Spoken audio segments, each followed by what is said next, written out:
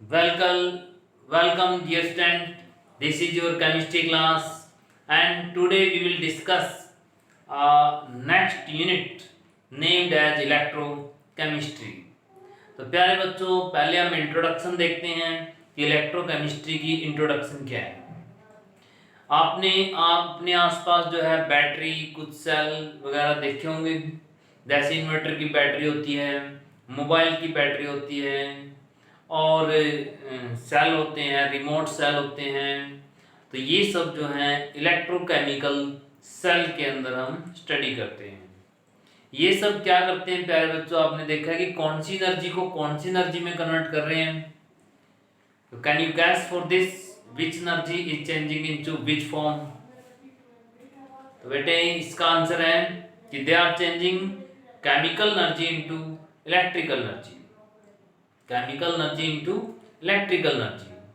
देखिए ऐसा भी हो सकता है कि इलेक्ट्रोलिटिक सेल होते हैं, कुछ अपोजिट भी हो सकता है कि we are giving electricity and the chemical change is going on, means electrical energy change into chemical energy.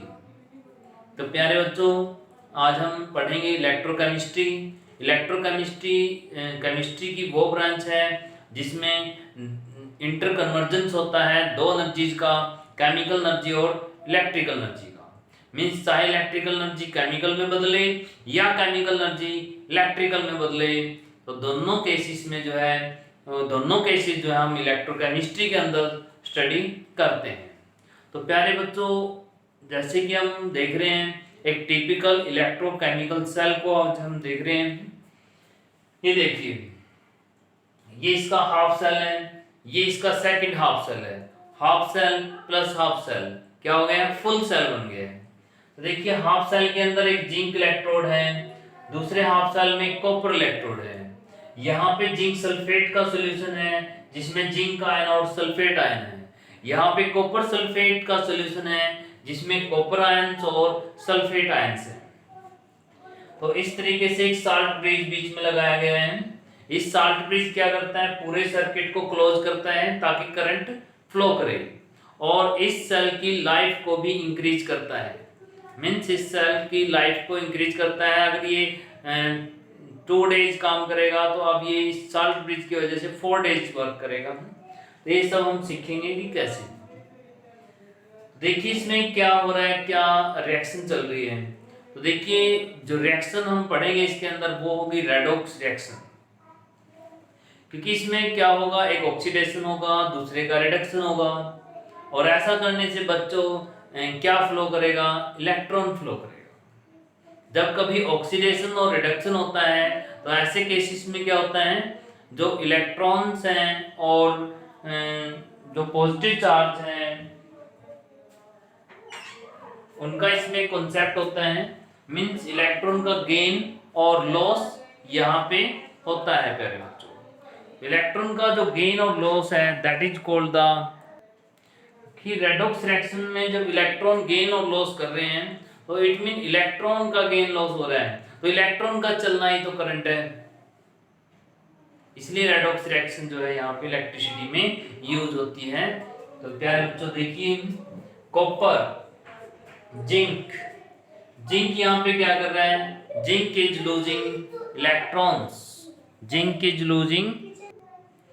प्यारे बच्चों देखिए, zinc is losing electron and copper is gaining electrons. अब कॉपर गेन क्यों कर रहा है, जिंक लॉस क्यों कर रहा है।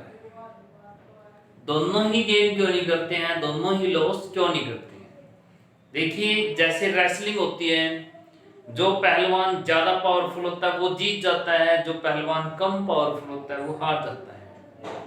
ठीक है, तो इसमें भी ऐसा ही है कि यहाँ पे दोनों की नेचर डिफरेंट है, इसलिए एक का रिडक्शन पोटेंशियल हाई होता है और एक का रिडक्शन पोटेंशियल लेस होता है। तो प्यारे बच्चों, रिडक्शन पोटेंशियल की डेफिनेशन आप +1 क्लास में भी पढ़ चुके हैं, और उसमें आपने समझा था रिडक्शन पोटेंशियल होता है tendency to gain electrons, tendency to gain electrons. तो कॉपर की इलेक्ट्रॉन को गेन करने की जो पावर है वो है +0.34, और जो जिंक की रिडक्शन पोटेंशियल है वो है -0.6 0.76। तो जिसकी हाई है वो गेन करेगा, जिसकी लो है वो लॉस करेगा। तो ये कॉन्सेप्ट बताया कि वो गेन क्यों कर रहा है, क्योंकि इसमें गेन करने की पावर हाई है, इसलिए वो गेन कर रहा है। तो गेन करने वाले को जो है हम इसमें जो है राइट साइड में इसको रखते हैं और इसको हम लेफ्ट साइड में रखते हैं। देखिए प्यारे बच्चों, copper is gaining electron and zinc is losing electron.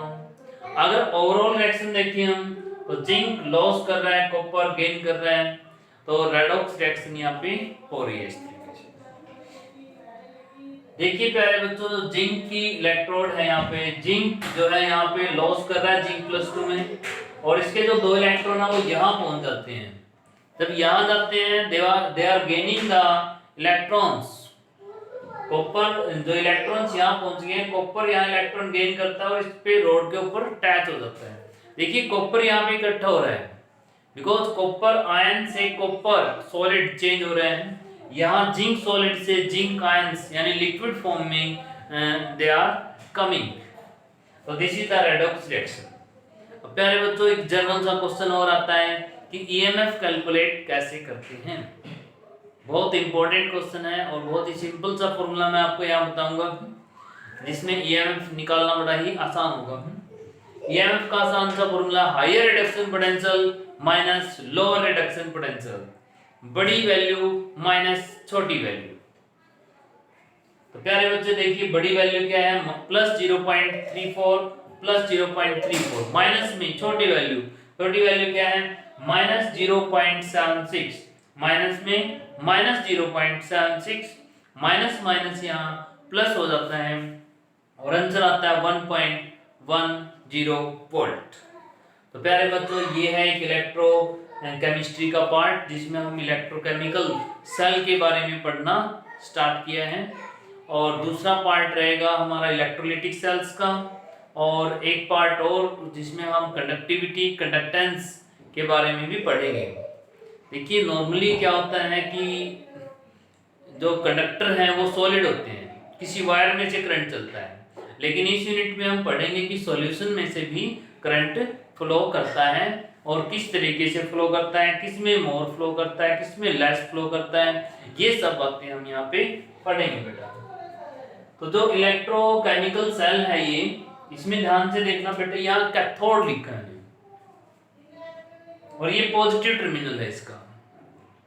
Generally क्या होता है कि कैथोड उसको राइट करते हैं जो नेगेटिव होता है, लेकिन यहाँ पॉजिटिव के साथ मैंने कैथोड लिखा है।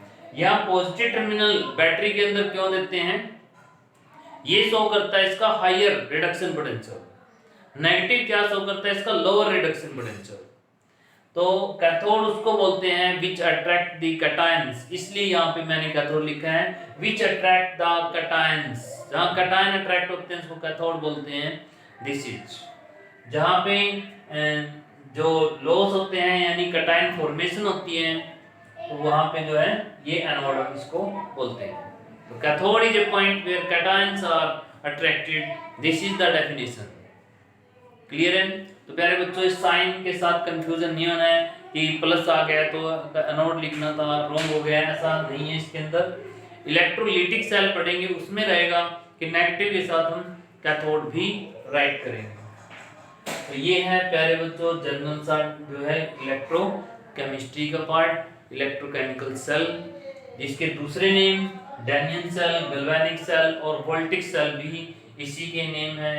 ये भी एग्जाम में पूछ सकते हैं, Daniell cell, galvanic cell, voltaic cell, तो सारे यही सेल हैं एंड सेम थिंग।